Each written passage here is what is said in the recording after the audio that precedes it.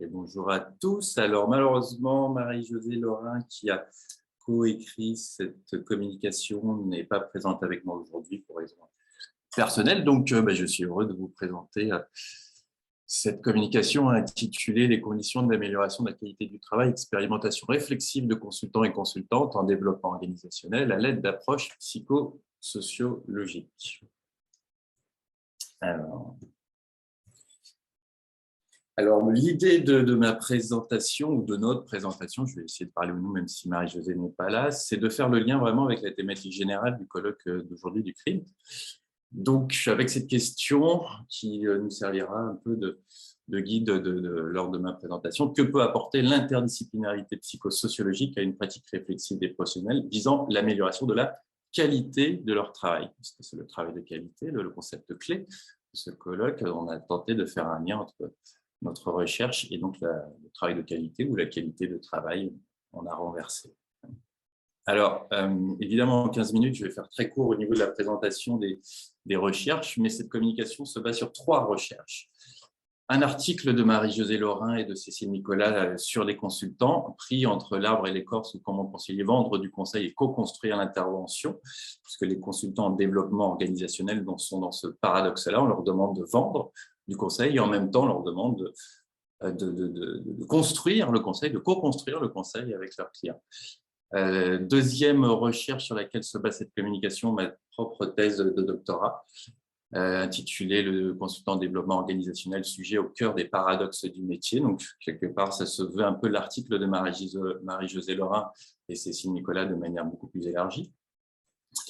Et puis, troisième et dernière recherche, en février 2022, on a réalisé un atelier de recherche-participation avec quelques consultants, certains de ma thèse ayant participé à ma thèse de doctorat, d'autres issus du réseau social de Marie-Josée Laurin, pour répondre à la question sur quel monde d'après verrait-il pour le milieu de la consultance organisationnelle, puisqu'aujourd'hui, on parle, enfin, à ce moment-là, particulièrement 2020-2021, on se posait la question quel monde d'après à l'égard de la pandémie mondiale. Donc, on avait ces 3 recherches partageaient une approche théorique et méthodologique commune, à savoir l'utilisation d'approches psychosociologiques. Donc, combinant des approches sociologiques avec des approches psychologiques comme la psychologie du travail, comme la psychanalyse du travail et autres.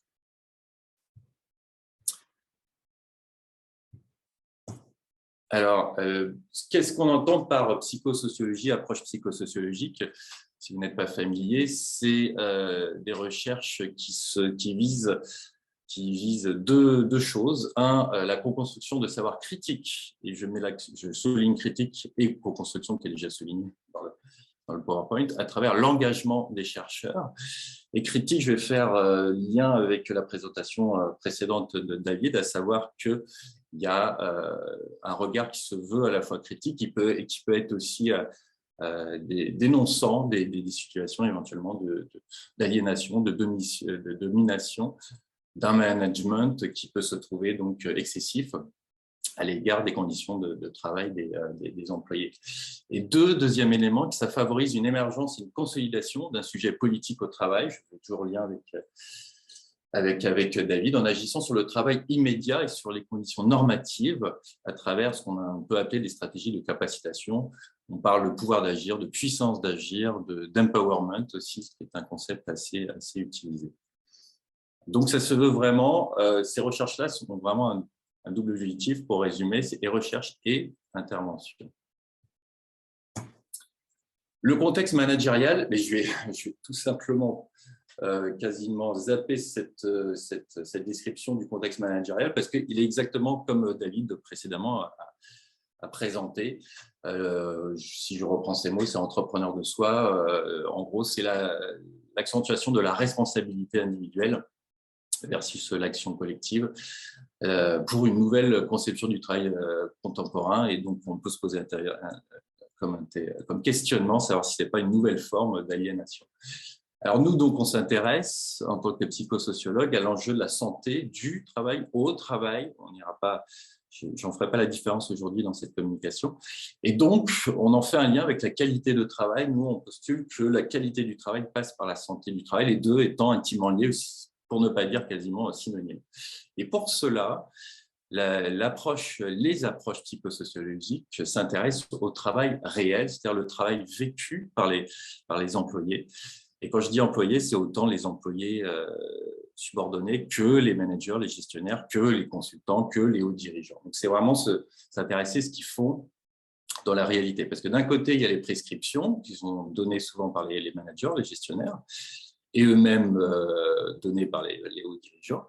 Il y a le travail réalisé, donc ce qu'on voit, ce qui est visible en toute fin de ligne, mais entre les deux, il y a tout un travail réel celui qui fait face aux difficultés qu'il faut surmonter. Par exemple, quand je pense, qui c'est qui parlait de savoir-être et de savoir-faire technique, que les managers, je ne sais plus si David ou c'est Thibaut, qui disait que les managers voyaient que des savoirs techniques équivalents, donc des compétences équivalentes, et qui se basaient sur les savoir-être.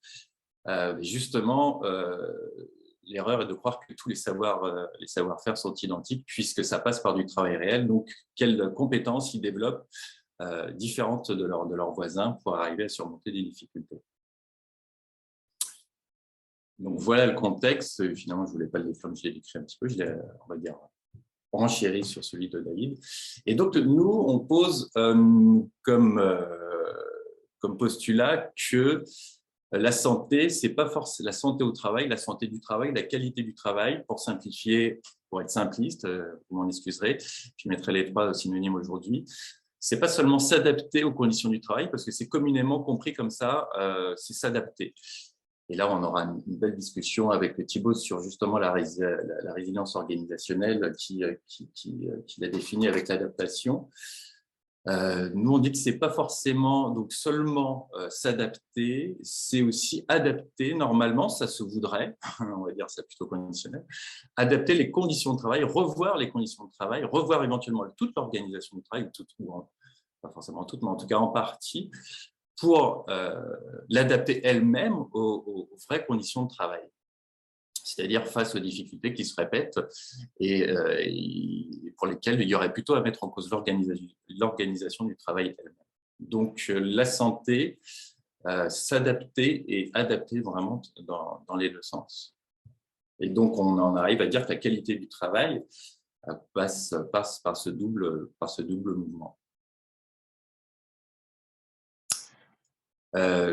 Donc, d'où l'intérêt de mobiliser des approches psychosociologiques en s'intéressant au vécu, en interrogeant les travailleurs, donc qu'ils soient consultants dans nos 3 recherches réalisées, mais aussi les employés, les gestionnaires et même les hauts dirigeants, à savoir qu'est-ce qu'ils vivent dans leur travail, quelle est leur expérience de vécu, quel est leur rapport subjectif à leur travail pour justement pouvoir mesurer, même si le mot mesurer a ses biais cognitifs, mesurer la qualité du travail et éventuellement donc viser à l'améliorer.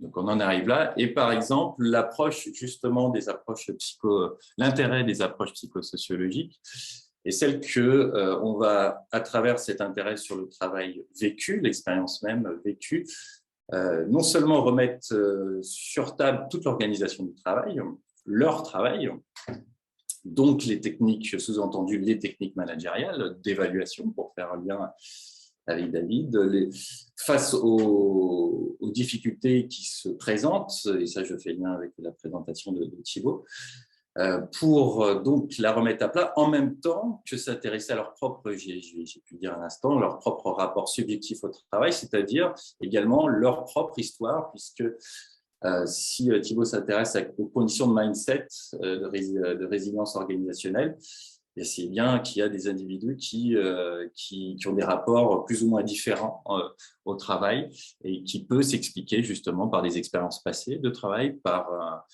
toute une trajectoire ou historique, toute une histoire de vie qui pourrait justement expliquer beaucoup de choses. Donc, à s'intéresser sur ces 2 niveaux-là de manière parallèle et concomitante, on en arrive à comprendre davantage leur propre enjeu de santé du travail. On arrive à cette citation de Joanny, donc une consultante en développement organisationnel, qui disait on dirait qu'on a des vieux nœuds et blessures personnelles pas réglés, en plus d'un changement de culture fusion par-dessus laquelle on a aussi du mal à passer. Alors que je vous explique un petit peu en 2-3 minutes. Il me reste combien de temps? 3-4 minutes, c'est parfait. Je m'intéressais dans ma thèse de doctorat à une toute petite firme de conseil en management qui avait fusionné avec une plus grande, pas forcément très grande, mais moyenne. Quand on dit fusionner, c'est plutôt absorber. Et donc, la fusion organisationnelle se passait plutôt mal, et c'était comme des cordonniers mal chaussés, c'est-à-dire des consultants en développement organisationnel qui vivaient une grande difficulté de redéveloppement organisationnel, on va dire.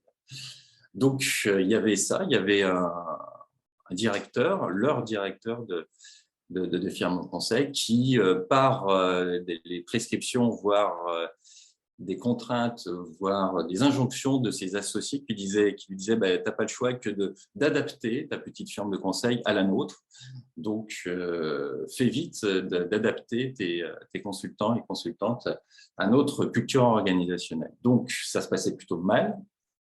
Et Joanny, comme Eric et Hélène, donc 3 consultants en développement organisationnel, ont pu exprimer des malaises, mais qui faisaient donc lien avec leur propre histoire professionnelle et personnelle. Et donc, le fait de les faire, de leur demander de s'exprimer, d'exprimer leurs ressentis, permettait de relever à la fois leurs propres enjeux personnels, et également les enjeux de conditions de travail. Par exemple, pour faire lien avec ce qu'a dit David auparavant, l'enjeu d'évaluation individuelle, qu'il n'y avait plus ou quasiment plus que des enjeux de performance quantitative sans prendre le temps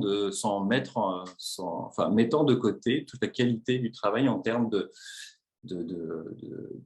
prise de temps, par exemple, de négociation avec le client, de compréhension de ses propres besoins. Il n'y a plus que des intérêts, des objectifs de rentabilité, de facturation x2 ou x3 par rapport au prix négocié préalablement. Voilà. Donc, à s'adapter, adapter, qui serait l'enjeu de la santé du travail, que nous, donc, on met pour synonyme de la qualité du travail. Il y a l'enjeu de s'exprimer, d'exprimer pour… alors, j'avais une petite…